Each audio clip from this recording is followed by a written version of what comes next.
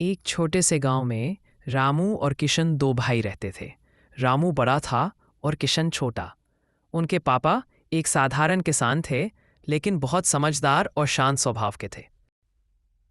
दोनों भाई बहुत शरारती थे, लेकिन आपस में हमेशा लड़ते रहते। कभी आम के पेड़ से आम तोड़ने पर, तो कभी गाय को पहले चारा डालने पर। बहाना कोई भी हो, झगड़ा जरूर होता। एक दिन उनके पापा ने सोचा, अब इन दोनों को कुछ सिखाना पड़ेगा।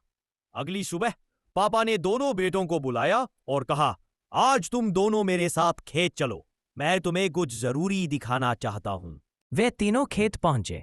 पापा ने दोनों को दो गट्ठर दिए और कहा, इन गट्ठरों को उठाओ और खेत के दूसरे सिरे तक ले जाओ। रामू ने अपना गट्ठर उठाया, लेकिन किशन ने कहा, यह तो बहुत भारी है, मैं नहीं कर सकता। पापा मुस्कुराए, ठीक है, रामू अकेले उठाकर ले जाए, किशन तुम थोड़ा आराम कर लो। रामू ने गट्ठर उठाया और थोड़ी मेहनत के बाद खेत पार कर लिया। अब पापा ने एक दूसरा काम दिया, अब तुम दोनों इस कुएं से पानी निकालकर पौधों को दो। किशन बोला, मैं बाल्टी नहीं खींचूंगा, रामू ही करे। रामू चुपचाप काम करता रहा। शाम को जब वे घर लौटे, पापा ने कहा, आज तुम दोनों ने देखा, जब कोई एक अकेले सब करता है और दूसरा टालता है तो दोनों को नुकसान होता है। थक गया और किशन ने कुछ सीखा नहीं।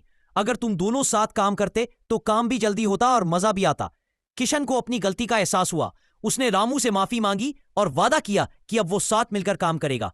उस दिन के बाद से रामू और किशन दोनों भाई हर काम साथ करते, खेत भी, पढ़ाई भी और खेल भी। पापा मुस्कुराते हुए कहा, बस बेटा, यही है परिवार, साथ चलो, साथ बढ़ो। सीख आपसी सहयोग और समझदारी से ही परिवार और जीवन आगे बढ़ते हैं।